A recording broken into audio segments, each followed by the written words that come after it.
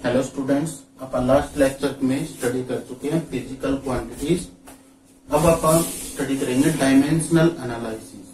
तो पहले अपन ने पढ़ा था 7 फिजिकल क्वांटिटीज एसआई सिस्टम में। वो थी लेंथ, मास, टाइम, टेम्परेचर का यूनिट केल्विन, फिर कैंडेला, फिर मोल। ठीक है, इस टाइप से अपन ने 7 पढ़े थे। 1, 2, 3, 4, 5, 6। एक कौन सा बच गया अभी? करंट का यूनिट एम्पियर। अगर आप किसी फिजिकल क्वांटिटी को इन 7 फंडामेंटल यूनिट्स की पावर में लिखते हैं तो उसे आप कहते हैं डायमेंशनल एनालिसिस। तो इसकी डेफिनेशन क्या हो जाएगी? If a physical quantity is written in the form of power of 7 basic fundamental units then the formula obtained is called dimensional formula. और जो आप उसे स्टडी करते हैं उस फिजिक्स में उसे आप कहेंगे डायमेंशनल एनालिसिस। तो डायमेंशनल एनालिसिस को स्टडी करने का या लिखने का, डायमेंशनल फार्मूला लिखने का मेथड क्या है वो देखो। तो पहले तो आप बेसिक ये 3 देखते हैं, MLT। पहले इनको स्टडी करते हैं, फिर आप देखेंगे केल्विन, मोल, कैंडेला वगैरह कैसे यूज होते हैं। तो पहले आप देखते हैं लेंथ। इन डायमेंशनल एनालिसिस चैप्टर को कंप्लीट करने के लिए आपको फार्मूले आने चाहिए। तो लेंथ, इसमें मास नहीं होता तो आप कैसे लिखेंगे? मास नहीं है, लेंथ है, टाइम नहीं है, तो इसका फार्मूला क्या बन जाएगा? M0L1T0। क्लियर? ऐसे ही अगर आप मास को लिखना चाहें तो मास को कैसे लिखेंगे? मास इज इक्वल टू, मास में मास तो होएगा, लेंथ नहीं होगी, टाइम भी नहीं होगा, तो इसका डायमेंशन फार्मूला हो जाएगा M1L0T0। जब आप डायमेंशनल फार्मूला लिखते हैं तो साथ में आप इसके स्क्वायर ब्रैकेट लगाते हैं।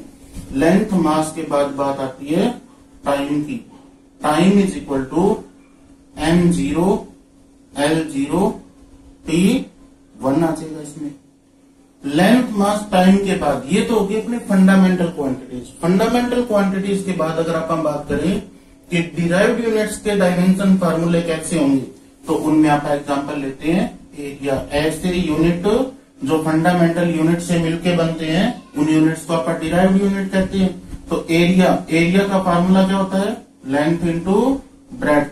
ब्रेड्थ भी एक टाइप की लेंथ ही होती है, दोनों को मीटर में ही मापते हैं आप।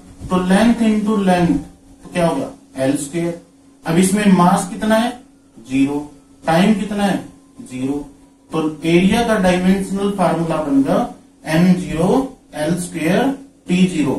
इसी टाइप से अगर आप वॉल्यूम का डायमेंशन फार्मूला लिखना चाहिए तो वॉल्यूम क्या होगा? Length into breadth into height.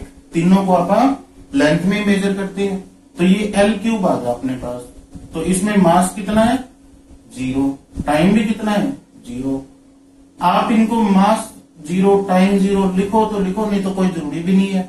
आप इसको सीधा भी लिख सकते हैं, L³। क्लियर? वॉल्यूम के बाद आप हम बात करते हैं डेंसिटी की। डेंसिटी इज इक्वल टू होता है मास बाय वॉल्यूम। अब मास का डायमेंशन फार्मूला ऊपर अभी अपन ने निकाला है, M1L0T0 और वॉल्यूम L³ सिंपली लिख लिया अपन इसे। तो इसे सोल्व करोगे तो M⁻1 L की पावर ऊपर जाएगी तो L⁻−3 T⁻0। तो इसका डायमेंशनल फार्मूला आ गया ML-3। इसको आप सिंपली ऐसे भी लिख सकते हो, ML-3। और अगर इसका आप यूनिट लिखना चाहो तो ये मास को रिप्रेजेंट कर रहा है और मास का यूनिट किलोग्राम, और ये लेंथ को रिप्रेजेंट कर रहा है तो इसका यूनिट मीटर क्यूब। तो इसको आप ऐसे भी लिख सकते हैं किलोग्राम पर मीटर स्क्वायर। ये इसका यूनिट पर मीटर क्यूब, ये इसका यूनिट है। डेंसिटी के बाद बात आप करते हैं वेलोसिटी। वेलोसिटी होती है मास। अब यहां पे आपको सारे फार्मूले ध्यान होने चाहिए। वेलोसिटी होती है डिस्टेंस अपॉन में टाइम या डिस्प्लेसमेंट अपॉन में टाइम, मतलब लेंथ बाय में टाइम। तो इसका डायमेंशन फार्मूला बन जाएगा L-T-1।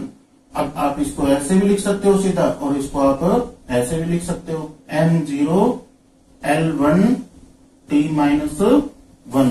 लेंथ का क्या होगा, यूनिट मीटर, और टाइम का पर सेकंड। तो ये आपने देखा होगा कि जब आप वेलोसिटी लिखते हो तो साथ में मीटर पर सेकंड। इसके बाद अगर आप निकालना चाहो acceleration, acceleration is equal to होता है वेलोसिटी अपॉन में टाइम, v बाई में t। अब वेलोसिटी का क्या फार्मूला निकाला है अभी आपने, LT-1, LT-1 अपॉन में t। तो इसका फार्मूला क्या बन गया, LT-2। क्लियर। ऐसे ही आप फोर्स का निकाल सकते हैं। Force is equal to mass into acceleration, mass into acceleration. तो मास, अब यहां पे प्रोडक्ट वाले आ गए, मास का m और एक्सेलरेशन का LT-2। तो इसका dimension formula ML-T-2। Clear. Sorry, ऐसे ही आप हम वर्क का निकाल सकते हैं। Work is equal to force into displacement.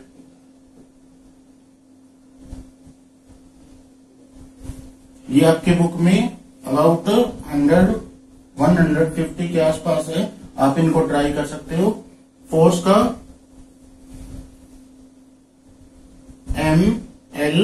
ML-T-2 और डिस्प्लेसमेंट का L।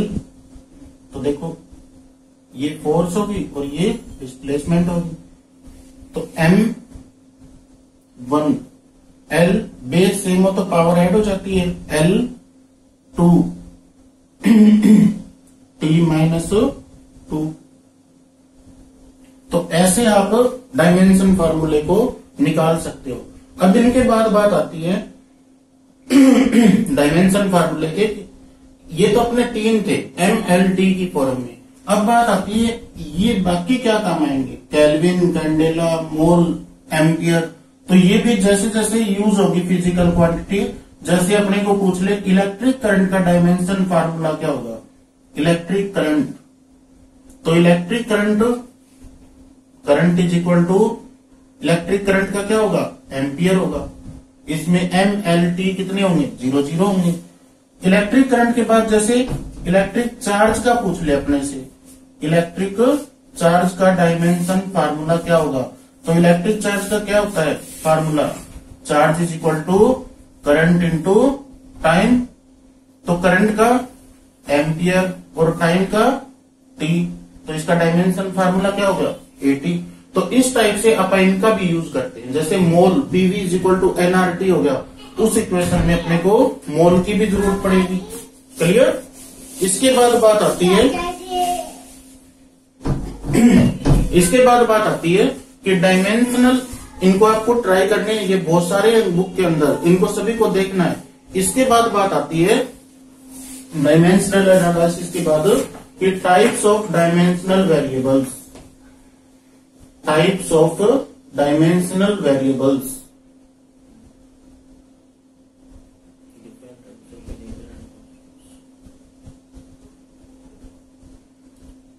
And dimensional constants.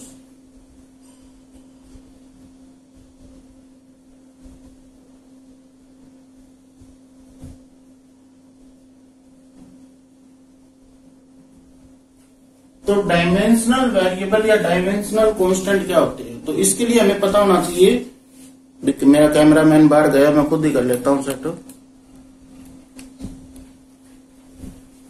तो dimensional variable and dimensional constant. अब यहां पे दो चीजों का हमें पता होना चाहिए। तो वेरिएबल क्या होते हैं और एक कांस्टेंट क्या होती है। वेरिएबल वो चीजें होती है जिनकी वैल्यू चेंज होती रहती है, जैसे एरिया हो गया, एरिया कितना भी हो सकता है। वेलोसिटी होगी, वेलोसिटी की वैल्यू चेंज होती रहती है। कांस्टेंट वो चीज होती है जिसकी वैल्यू को अपन चेंज नहीं करते, जैसे ग्रेविटी हो गया, ग्रेविटी की वैल्यू हमेशा फिक्स रहेगी 9 हालांकि वैसे ये फिक्स नहीं होती, पर इसको अपन लेके चलते हैं 9.8 मीटर पर सेकंड स्क्वायर। या फिर अपन बात करें यूनिवर्सल ग्रेविटेशनल कांस्टेंट की, तो इसकी वैल्यू भी फिक्स होती है 6.67 इंटू 10⁻⁻11, इस टाइप से लिखते हैं अपन न्यूटन मीटर स्क्वायर पर किलोग्राम स्क्वायर। तो ऐसी क्वांटिटी जिनकी वैल्यू चेंज होती हो उन्हें अपन वेरिएबल कहते हैं, और जिनकी वैल्यू चेंज नहीं होती फिक्स होती है उनको अपन कांस्टेंट कहते हैं। तो बेसिकली ये 4 टाइप के होते हैं, डायमेंशनल क्वांटिटीज है वो 4 टाइप के होते हैं।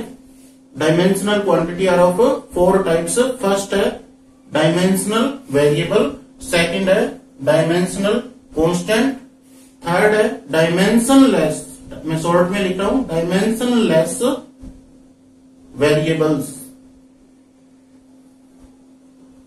एंड फोर्थ इज डायमेंशनलेस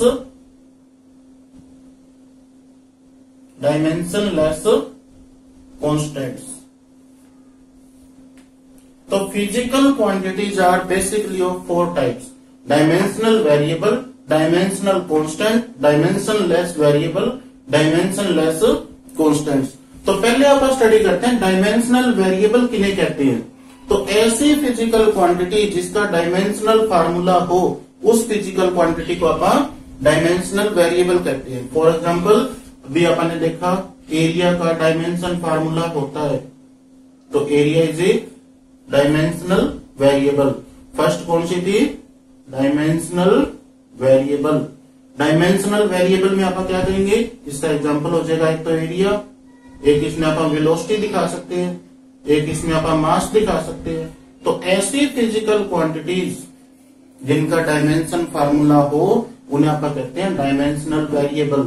अब इसके बाद बात आती है second physical quantity dimensional constant. Dimensional constant वो फिजिकल क्वांटिटी होती है जिनकी वैल्यू तो फिक्स होती है पर उनका डायमेंशन फार्मूला भी होता है। फॉर एग्जांपल अगर आप ग्रेविटी की बात करें तो 9.8 मीटर पर सेकंड स्क्वायर इसकी वैल्यू फिक्स है और इसका डायमेंशन फार्मूला भी होगा। क्या होगा? इसे आप कहते हैं एक्सेलरेशन ड्यू टू ग्रेविटी, यानी इसका फार्मूला वही होगा जो एक्सेलरेशन का होता है। मतलब इसका फार्मूला होगा एक्सेलरेशन का डायमेंशनल फार्मूला LT-2। क्लियर? तो जैसे G हो गया, इसके बाद अगर आप और भी बात कर सकते हैं यूनिवर्सल ग्रेविटेशनल कांस्टेंट की भी वैल्यू फिक्स होती है और उसका यूनिट है तो उसका भी डायमेंशन फार्मूला होगा। क्लियर? थर्ड पॉइंट आता है डायमेंशनलेस वेरिएबल। डायमेंशनलेस वेरिएबल, अब ये थोड़ा सा सोचने वाली बात है। ऐसा फिजिकल क्वांटिटी, ऐसा वेरिएबल जिसका डायमेंशन फार्मूला ही ना हो, तो जैसे अब देखो स्ट्रेन,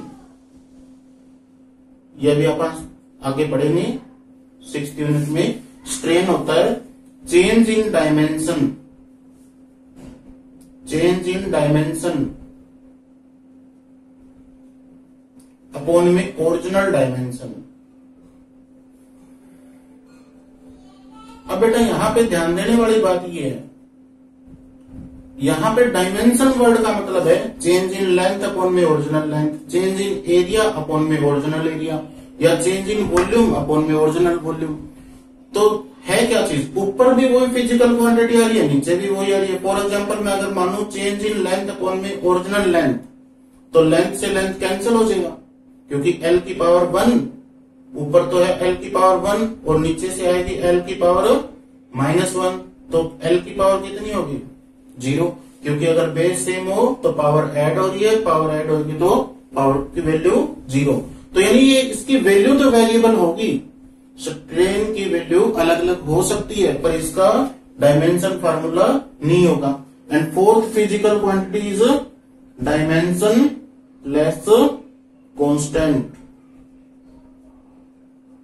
ऐसा कांस्टेंट जिसका डायमेंशन फार्मूला ना हो।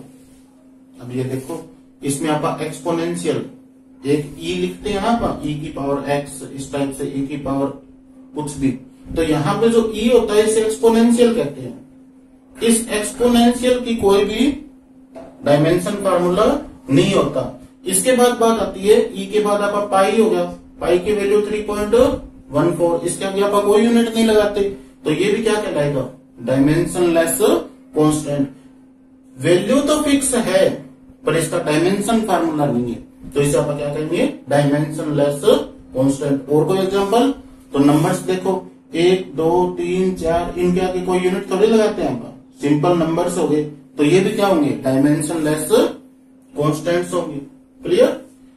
इन कांस्टेंट्स के बाद बात आती है कि हम ये पढ़ क्यों रही है, ये अलग से चीज, अपना तो काम ऐसे सिंपल ही चल रहा था, मीटर पर सेकंड अपन इतने में काम चला रहे थे, तो इनके डायमेंशनल एनालिसिस की हमें जरूरत क्यों पड़ी, तो इसकी जरूरत हमें इसकी एप्लीकेशंस को देखते हैं अपन।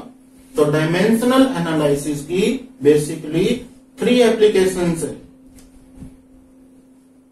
There are 3 applications of dimensional analysis. तो फर्स्ट एप्लीकेशन है to check the correctness of a given physical relation.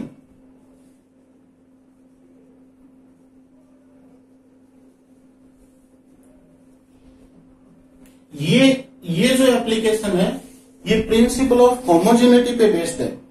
Principal of homogeneity कहती है कि किसी भी इक्वेशन में अगर लेफ्ट हैंड साइड की यूनिट्स इक्वल हो राइट हैंड साइड की यूनिट के, तो वो फार्मूला करेक्ट हो सकता है। फॉर एग्जाम्पल, जैसे मान लो आप और मेरे में से कोई साइंटिस्ट बन गया और उसने क्या किया, इक्वेशन यूज करनी स्टार्ट कर दी, F is equal to M A is equal to ये, M इज इक्वल टू ये वैल्यू इसमें पुट कर दी, ये इसमें पुट कर दी, और उसने ना ऐसे 15-20 पेज बढ़ने के बाद कोई रिलेशन बना दिया, ठीक है, पर वो रिलेशन डायमेंशनली करेक्ट नहीं है, तो उस रिलेशन को आप एक्सेप्ट नहीं कर सकते। तो इसी टाइप से अगर आप किसी भी इक्वेशन को जो डायमेंशन फार्मूले के हिसाब से सही होगी वही इक्वेशन एक्सेप्टेबल होगी। तो ये प्रिंसिपल ऑफ होमोजेनिटी कहती है कि लेफ्ट हैंड साइड के डायमेंशन फार्मूले इक्वल होने चाहिए राइट हैंड साइड के डायमेंशन फार्मूले के। तो इसी बेस पे आप किसी भी इक्वेशन को चेक करते हैं। तो आप इक्वेशन लेते हैं S is equal to ut plus half AT square. अब यहां पे S लेंथ है, डिस्प्लेसमेंट है, तो इसका यूनिट क्या होगा, L। इधर देखो U स्पीड या वेलोसिटी, तो L U का जो यूनिट होगा वो होगा स्पीड का यूनिट LT माइनस 1, और यहां पे T क्या चीज है, टाइम, तो टाइम का T प्लस हाफ। अब हाफ का तो कोई डायमेंशन फार्मूला नहीं होता, तो इसको आप छोड़ सकते हैं, तो बचा क्या, AT स्क्वायर। E मतलब एक्सेलरेशन, एक्सेलरेशन का dimension formula LT minus 2 into T square. तो यहां पे देखो इस साइड तो डायमेंशन फार्मूला L है लेफ्ट हैंड साइड में, तो और राइट हैंड साइड में T power minus 1 T power 1, तो कितना आया, T पावर 0, तो बचा क्या, L plus L T power minus 2 T power 2, तो क्या बचा, T पावर 0। इसे अपन ना भी लिखें तो भी कोई बात नहीं। तो इस साइड L और इधर L प्लस L, ना भी, ये तो गलत हो गया, एक साइड तो L आ रहा है और दूसरी साइड L प्लस L आ रहा है। Left hand side is not equal to right hand side, पर अपन अपने को पता है कि ये इक्वेशन तो सही है, S is equal to ut plus half AT square. तो देखो बेटा, अपन लेते हैं 5 मीटर प्लस 3 मीटर, कितना आएगा, 8 मीटर। अगर दो चीजों को, 2m और m, यहां पे एक m था, यहां पे फिर m था, मीटर प्लस मीटर कितना आया, अगेन मीटर। तो कहने का मतलब ये है कि L प्लस L ही होगा, तो इस साइड L, इस साइड L। तो लेफ्ट हैंड साइड के डायमेंशन फार्मूले राइट हैंड साइड के डायमेंशन फार्मूले के इक्वल है, तो इस हिसाब से आप कह सकते हैं कि ये इक्वेशन करेक्ट है। क्लियर। सेकंड बात आती है, सेकंड जो इसकी एप्लीकेशन है इसके ऊपर और भी बहुत सारी प्रॉब्लम्स है, वो आप ट्राई करके देखना। अगर कोई समझ में ना आए तो फिर आप पूछ सकते हो। सेकंड जो इक्वेशन है, check the correctness of given physical relation के बाद सेकंड एप्लीकेशन अपन इसकी देखते हैं कि to derive a given physical relation, किसी भी फिजिकल रिलेशन को डिराइव करने के लिए भी अपन इसका यूज कर सकते हैं। फॉर एग्जाम्पल, अगर अपने को कह दे कि derive expression for centripetal force using dimensional analysis, most important topic है ये। डायमेंशनल एनालिसिस की तरह की यूज करके अपन कैसे सेंट्रीपिटल फोर्स का एक्सप्रेशन निकाल सकते हैं। तो इस टॉपिक में आप कहेंगे कि सेंट्रीपिटल फोर्स जो किसी सेंटर में किसी चीज को रोटेट करवाती है, जैसे तुमने देखा होगा कि मौत के कुएं में जो बाइक वाला रोटेट करता है, या फिर अगर आप किसी भी बर्तन में अगर पानी डाल के ऐसे रोटेट करें तो वो नीचे नहीं गिरता है, वो जिस फोर्स के कारण होता है दैट इज सेंट्रीपिटल फोर्स। तो अब बात आती है सेंट्रीपिटल फोर्स किन किन चीजों पे डिपेंड करती होगी। तो पहले हमें ये पता होना चाहिए कि ये फोर्स किन किन चीजों पे डिपेंड करती है। तो जब भी कोई रोटेट करवा रहे हैं आप किसी चीज को, तो एक तो उसका मास अपन ध्यान में रखेंगे कि उस बॉडी का मास कितना है। तो आप मान लेते हैं कि ये फोर्स मास पावर ए पे डिपेंड करती है। फिर एक इसकी रेडियस पे भी डिपेंड करेगा कि सर्कल कितना बड़ा है। तो आप मान लेते हैं कि force is directly proportional to R power B. और फिर आप अगेन वो किस स्पीड में रोटेट कर रहा है उस चीज पे भी डिपेंड करेगा। तो force is directly proportional to V power C. तो आप कहेंगे कि ये इक्वेशन फर्स्ट, ये सेकंड और ये थर्ड, तीनों इक्वेशंस को अगर आप कंबाइन करें तो इक्वेशन क्या आएगी, F is directly proportional to M power A R power B V power C. अब अगर हमें ए बी सी की वैल्यू पता चल जाए तो आप बता सकते हैं कि ये इक्वेशन डायमेंशनली करेक्ट है या नहीं है। तो आप एक काम करते हैं, इस साइड के डायमेंशन फार्मूला देखते हैं। फोर्स का dimension formula M1 L1 T-2। दूसरी साइड एक बार आप इसे इक्वलिटी की फॉर्म में लेके चलते हैं कि यहाँ पे जो कांस्टेंट आएगा उसकी वैल्यू 1 है। तो M पावर A मतलब मास पावर A, R मतलब distance, distance power B, velocity मतलब LT-1 पावर C। अब इस साइड को सोल्व करके देखो, M power A, L power B और L power C, T power -C। और इस साइड कितना आ गया, MLT-2। अगर आप इनके MLT के दोनों साइड कोफिशिएंट कंपेयर करें तो यहां पे हमें पता चलता है A इज इक्वल टू 1, यहां पे L की पावर 1 तो B plus C equal to 1। फिर देखो -2 इक्वल टू -C। तो यहां से result C is equal to 2। ये C इज इक्वल टू 2 अगर आप यहां पे पुट करें तो B इज इक्वल टू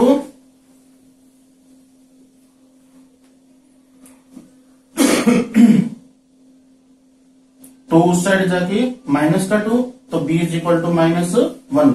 अगर ये आप ए बी सी की पावर वापिस इसी इक्वेशन फर्स्ट में पुट करें तो फोर्स का फार्मूला क्या बनेगा, F is equal to M power 1 R power, R की पावर B है, B की value -1, C power 2, C power 2।